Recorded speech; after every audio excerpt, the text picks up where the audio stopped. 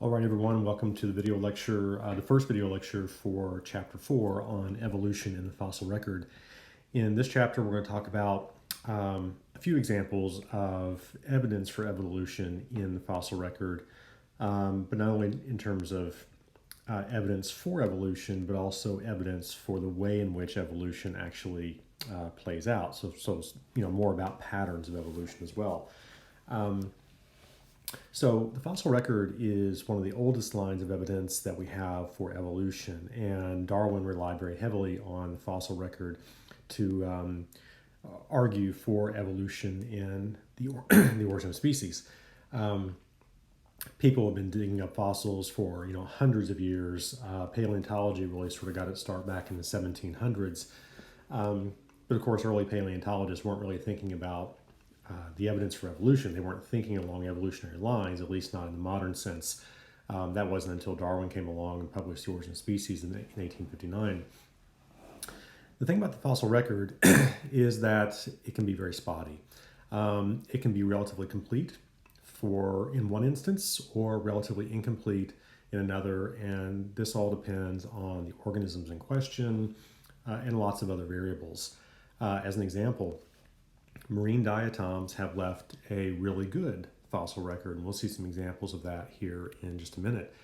And the reason why they have is because they have shells basically made of glass.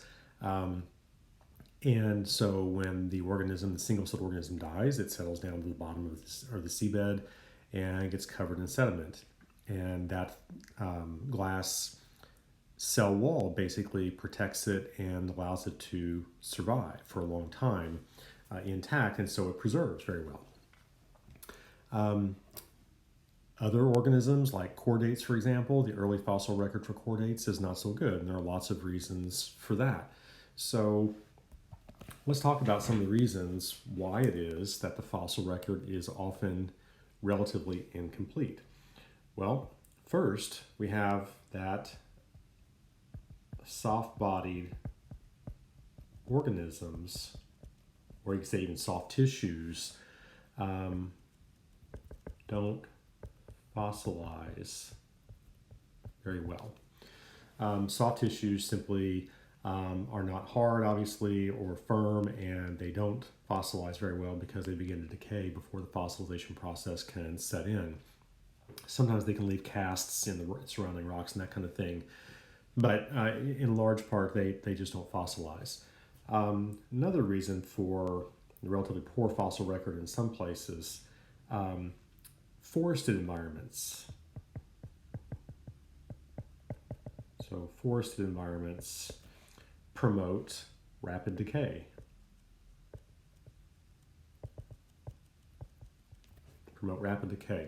Of carcasses. So forest environments are very often warm, humid, tropical rainforest, lots of rainfall, lots of decay processes going on. Soils can be very acidic, and so carcasses just do not survive long enough to be fossilized.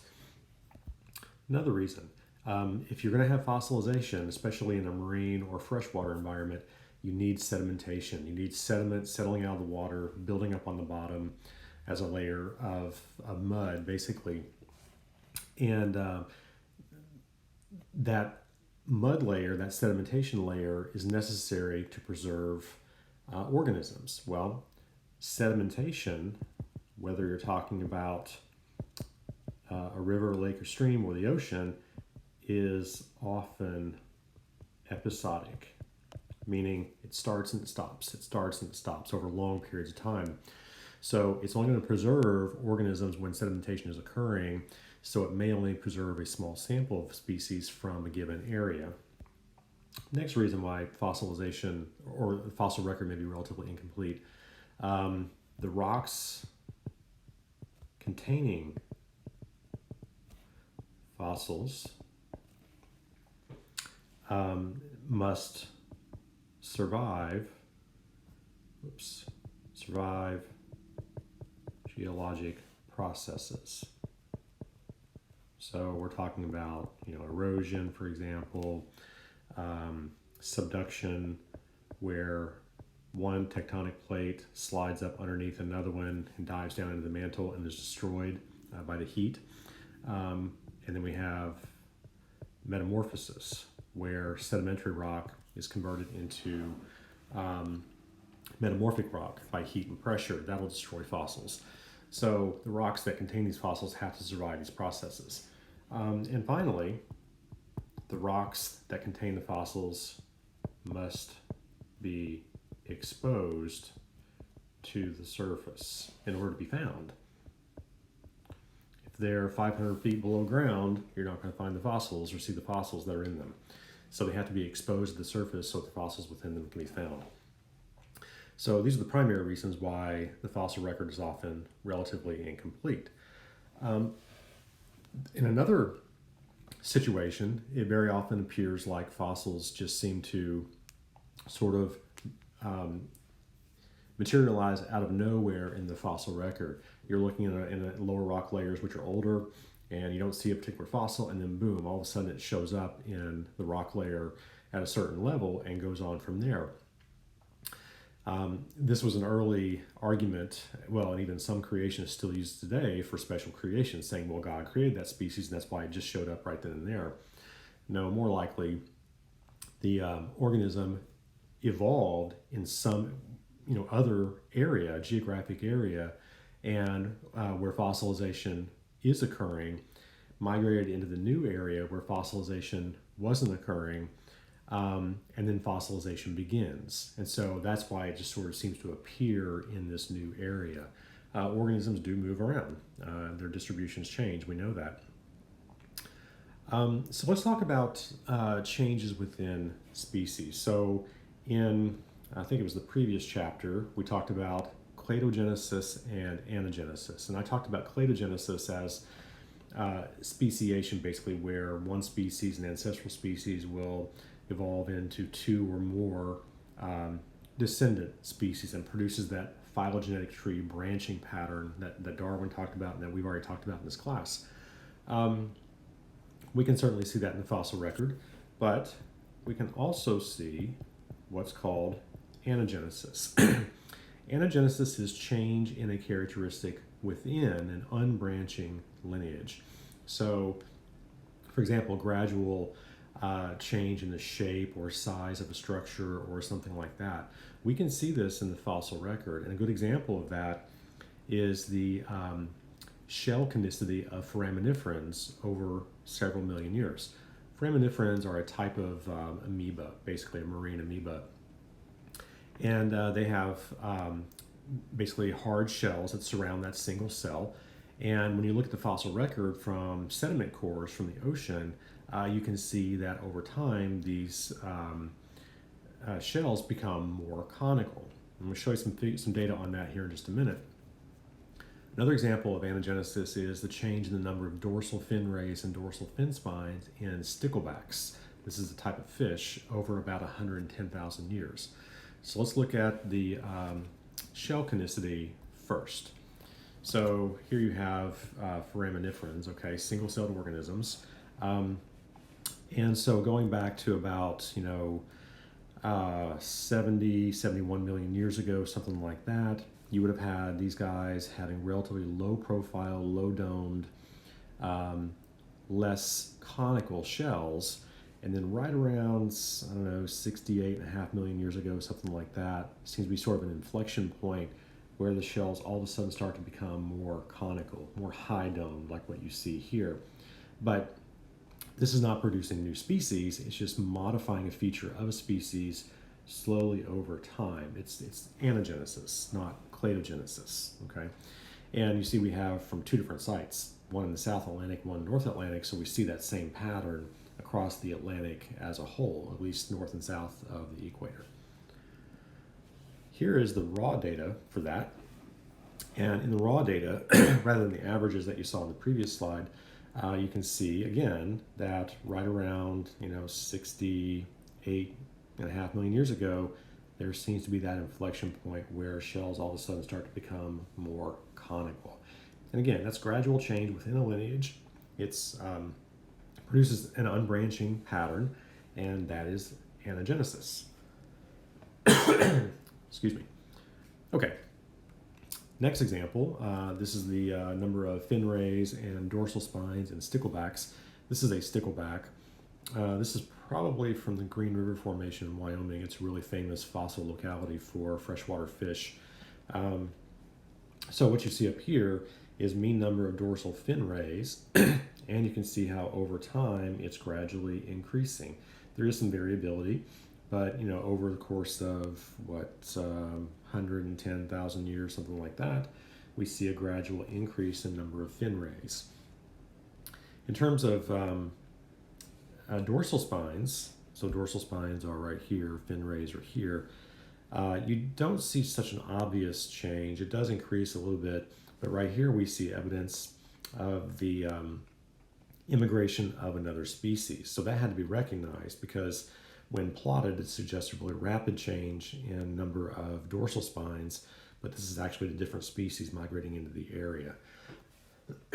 Okay, so those are both examples then of anagenesis. So what we're going to do next is kind of shift gears a little bit and talk about macroevolution. Macroevolution is large-scale change. Macroevolution is evolution over long periods of time that produces higher taxa, like kingdoms, phyla, classes, that kind of thing. Microevolution, which we're going to talk about quite a bit later on in this course, is small-scale, short time frame evolutionary change within a species. So microevolutionary changes add up over time to eventually produce new species, and the new species being produced is macroevolution, but it's being driven by small-scale changes over short time frames that we call microevolution. But we're going to talk about macroevolution here first. So this involves long periods of time, and again, because the fossil record is a bit spotty, we don't always have a complete picture of what's going on for a particular group of organisms in the case of macroevolution. But even in cases where we can't directly observe macroevolution in the fossil record, we can infer what changes might have taken place to produce new taxa, because the idea of homology, right, common descent. If we suspect that two species share a same common ancestor, if we don't know what that ancestor is, but we know what the two descendant species are, we can compare their features and infer what features the common ancestor may have had, or what an earlier stage in the evolution of these two descendant species may have had. A good example of that is the evolution of ants from their wasp ancestors. So there are three biologists, E.O. Wilson, Carpenter, and Brown. E.O. Wilson is really one of the most famous of the three. But back, I think, in 1967, 68, something like that, Wilson, Carpenter, and Brown published a paper detailing their hypothesis that, or in which they hypothesized rather, the existence of an ant ancestor and what features it likely had, assuming it branched off of the wasp lineage. So again, this was 1967, I believe. And so the idea here is that modern ants evolved off of the wasp lineage. So Wilson, Carpenter, and Brown did not know what the common ancestor here might have been, but they inferred what it might have looked like, what sort of features it might have had by comparing features of an extant or currently living primitive ant species with closely related extant wasp species. And by comparing these two different groups, they were able to infer what features this common ancestor likely had, even though the common ancestor had never been found or seen in the fossil record. Well, years later, I believe in the 1990s, ants that were fossilized in amber, fossilized tree sap, were discovered that verified their hypothesis. They actually found what they think is the common ancestor of modern ants that branched off this wasp lineage, and it had all the features that they had earlier, 3 decades before, hypothesized it would have. And this is a really good example of a transitional form in the fossil record. So let's take a look. So here's the structure of the hypothesized ancestor of modern ants that branched off the wasp lineage. So you can see the various features that they hypothesized they would have based on comparison of modern primitive extant ant species and wasps. This is the species that they actually found in amber, and it is apparently the hypothesized common ancestor, and it has all these features. So this is a good example of how common descent allows us to infer what features and structures and characteristics an unknown common ancestor might have had by looking at the descendants of that common ancestor. All right, so now let's look at macroevolutionary examples. So we're going to go through a number of these, and what we see first here, so macroevolutionary example number 1, is the evolution of the tetrapods. So tetrapods are four-limbed terrestrial vertebrates. Okay, four-limbed terrestrial vertebrates. We are a tetrapod, for example. We know that tetrapods evolved from a group of fishes called the lobe-finned fishes. These were a relatively small group of early, relatively primitive fishes that had the fin attached to a fleshy lobe that had bones in it, had a skeletal structure. Turns out that skeletal structure gave rise to the skeletal structure of tetrapod arms, forearms, and hind limbs. Okay, so you look at the skeletal structure of the lobe-finned fish, some of its fins, and you find the bones that you find in our legs and in our arms today. And so let's look at this fossil record. Here we have Eusthenopteron. This was an early lobe-finned fish, fully aquatic. Okay, you can see the bone structure of that lobe fin. There's the fin itself. This is the fleshy lobe at the base of it, which has these bones in it. These bones are analogous, again, to our arm bones and leg bones. This guy also had a skull that could not have been moved up and down or side to side because of that operculum, the gill cover right there, prevented it from moving its head up and down side to side. Here we have a descendant of Eusthenopteron called Panderichthys. It is starting to look like something that could have maybe come out of water a little bit. You can see that these fins appear to be sort of evolving into appendages that might have been able to support its weight. The head still could not move independently of the neck. There really is no neck because of that operculum. And you see again that bone structure in that lobe. This is a famous fossil found about 20 or 30 years ago called Tiktaalik. It was found in the Canadian Arctic. It's considered to be one of the earliest amphibians, essentially. This is the fossil of it right here. You can see the flattened head, the eyes on top. You can see the forelimb right there. The forelimb structure actually had an elbow. So it's thought that this guy could have propped itself up like, when you do a push-up, for example, and looked up above the surface of the water with that relatively flat head, eyes on top, without exposing itself very much, and looked to see if there was any danger before coming out of the water, sort of like a modern crocodile or alligator will do. And then this guy could have come out on water and moved around, shuffled around on these limbs, these rudimentary limbs, basically. Could have also moved its head independently because it no longer had the operculum or gill cover there. And then, so this guy would have been about maybe 380 or 90 million years ago, something like that. Then we have Acanthostega, which is really considered to be a modern tetrapod. Had fully formed limbs that could have allowed it to move out of water, but still had that laterally flattened tail like you see for swimming through water. And then, so this would have been about 370 million years ago. Then Ichthyostega, which is a true tetrapod as well, less of a flattened tail, so probably more terrestrial. But this is a pretty good fossil record for the tetrapods, and there are other transitional forms in there that are just not shown. But this is relatively complete. But you can see how that forelimb is evolving, right, into something that becomes basically a hand attached to an arm or a foot attached to a leg. All right, so next thing, so number 2 is the evolution of birds. So we've talked about the fact that today modern birds are really considered to be derived from theropod dinosaurs, carnivorous dinosaurs like T-Rex, Velociraptor, Deinonychus, that kind of thing. Now, that wasn't always thought to be the case. Early on in 17, 1800s, when classifications were first being done, birds were sort of placed on their own in a separate group, primarily because of one thing: the flight feather, the fact that they had feathers. That was considered to be a unique defining feature of birds. Well, today we know that lots of dinosaur species apparently had feathers. And you can see part of that right here. So tyrannosaurs, for example, Sinosauropteryx, some of these early theropod dinosaurs, as juveniles at least, had filamentous feathers. So we're talking about downy type feathers, the fluffy feathers you would see on a newborn chick or a newly hatched chick.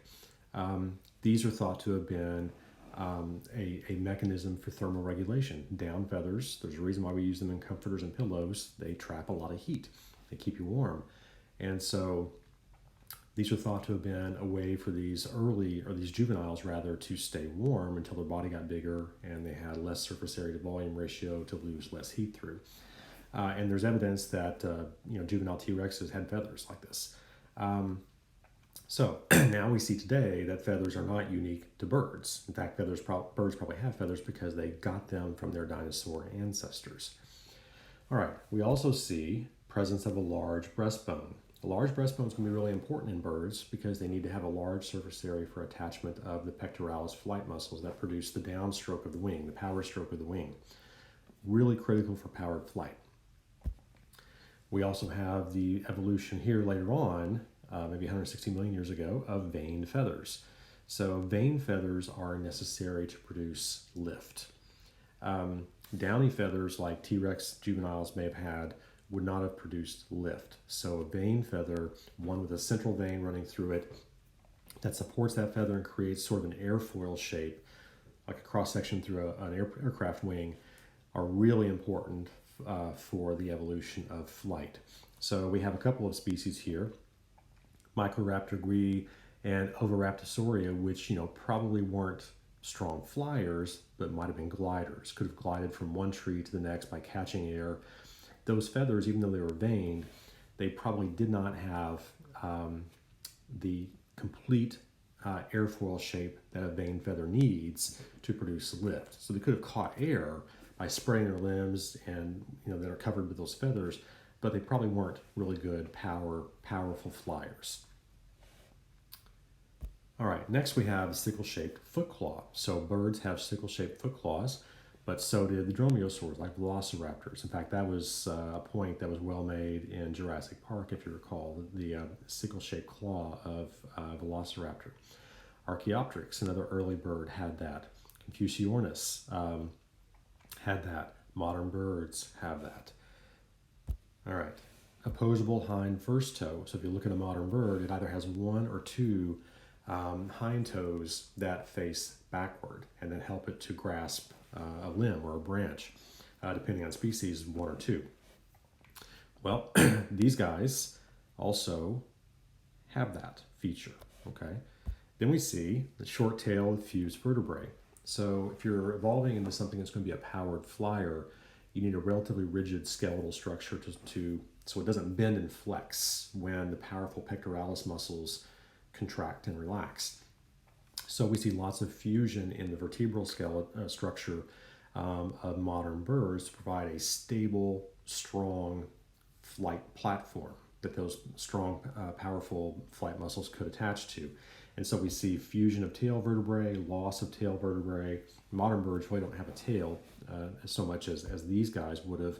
Those are feathers coming off of a shortened tail-like structure called pygostyle. But again, these are all adaptations moving toward powered flight. And then last we have the development of a keel. So a keel is a perpendicular structure coming off of that large breastbone, like the keel of a boat. That's why it's called that. And it allows a large surface area for a really thick pectoralis muscle to attach. Think breast muscle of chicken, right? That's pectoralis muscle. So development of that keel was really critical because it allowed for the growth and development of a really powerful pectoralis muscle, which is really important for powered flight. But birds have also lost teeth.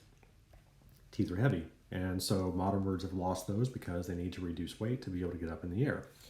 And they've lost finger claws. No finger claws in modern birds, whereas these species did have those. So we see a nice transition from more dinosaur-like features to more modern bird-like features. But the defining feature of birds, feathers, or at least what was a defining feature originally, was present way back here in the early dinosaur lineage. So this and many other reasons is why birds are really considered today to be modern descendants of dinosaurs. All right, so we're going to talk next about Archaeopteryx. So Archaeopteryx here is a famous fossil find from a quarry in Solnhofen, Germany. The first one was found back in I think it was 1860 when they were mining this quarry for, I think, limestone blocks. But the sediments that were forming in this lake back 160 plus million years ago, whatever, were so fine grained that when an animal like Archaeopteryx died and fell in and sank to the bottom, it was covered by really fine sediments which preserved it in exquisite detail. And I'm going to show you some pictures of this here in a minute. But we're going to talk about Archaeopteryx as sort of a transitional form between the dromaeosaur dinosaurs, the theropods, and modern birds. So what kind of features, dinosaur features, did Archaeopteryx have? Sorry, can't spell this morning. Dinosaur features, okay, of Archaeopteryx. Well, it had teeth, so that's certainly not a bird feature. It had hands with digits, so it could have grasped objects. It had claws. It had a long tail, and it had a leg skeletal structure that was very dinosaur in nature. Okay, so a very dinosaur leg skeletal structure. What about its bird features? Okay, well, it had feathers, and you're going to see that in a moment on the fossil, and it most definitely had some flight ability. Probably not a strong, powerful flyer, but maybe a glider from maybe one tree to the next, that kind of thing. So modern birds are theropod dinosaurs, and this includes the Tyrannosaurs, Velociraptor, Deinonychus, the sort of fleet-footed bipedal carnivores of our nightmares, right? Birds are thought to be descended from that group. So let's take a look at a comparison of Archaeopteryx, which you see here, the skeleton of here on the left, to a modern pigeon, to a theropod dinosaur. So first thing we see, loss of teeth. Well, you have teeth in Archaeopteryx, you have teeth in theropods, no teeth in modern birds. The brain case is much expanded in a modern pigeon because powerful flyers flying through a forest, for example, need to have a large visual center in the brain to take in a lot of information, visual information, and process it rapidly to avoid crashing into trees and things like that.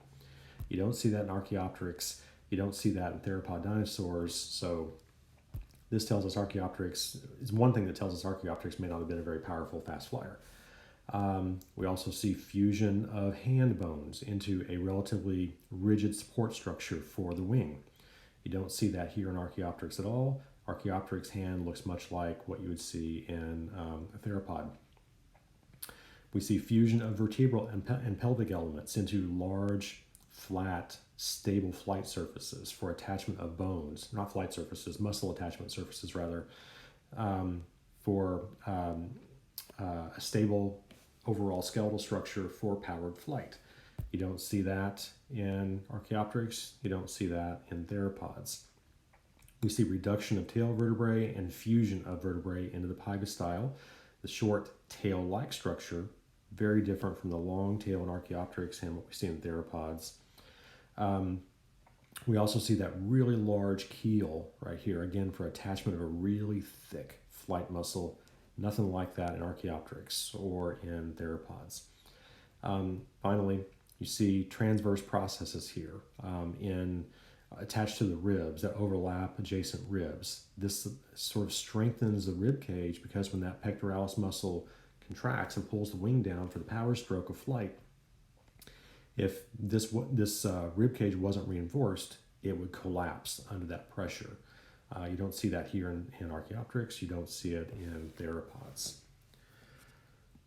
All right, let's look at some fossils. So these are some nice fossils which just show evidence of feathers. First of all, this is Archaeopteryx. So in Archaeopteryx, you see really beautifully preserved wings. Look at those feathers, right? Here and here. You also see feathers running down the length of the tail. Okay, but otherwise, compared to that, the skeletal structure is dinosaur. I mean, it's clearly dinosaur, not bird. We just saw that in the previous slide.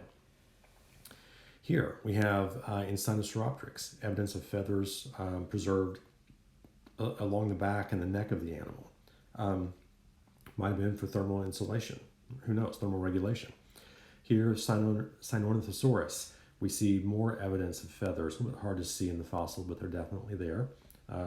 Biologists have looked at these microscopically. They are feathers. And here we have Microraptor guy. Again, this one's from China, just like these are, I believe. China's a really sort of a hotbed for the transition from birds to dinosaurs to birds, rather. Lots of really nice fossils have been found in certain Chinese deposits. And this is another one. You can see the feathers coming off the arms, the tail, and even off the legs, actually. So Archaeopteryx is the most famous one and the original example of this bird-like dinosaur. Since that time, we found these others and lots more. But all of these are good examples of this evolutionary trend or this pattern where birds have evolved from dinosaurs. A couple more examples. This is Anchiornis huxleyi, a reconstruction of what it probably looked like in life based on the fossil. You can see feathers on the legs, feathers on the forearms or the wings, feathers along the tail, a nice crest along the head. Here we have another one, Microraptor guy I just showed you, probably a very good glider, not a powerful flyer.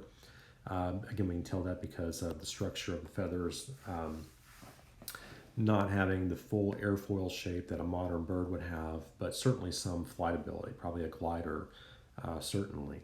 So lots of good evidence then of this pattern of evolution of birds from dinosaurs.